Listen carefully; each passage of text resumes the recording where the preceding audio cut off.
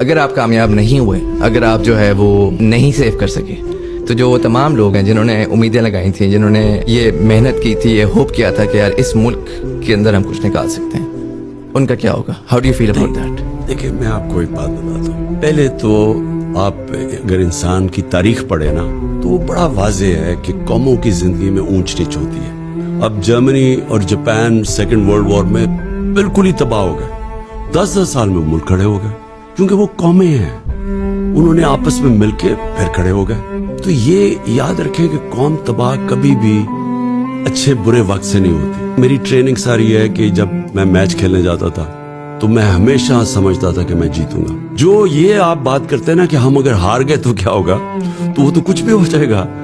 ہارنے تو آپ کا سارا نیگیٹو ہوتا ہے, آپ ڈر کے زندگی گزارتے ہیں. جو جیتنے والا ہوتا ہے اس میں دلیری ہوتی ہے.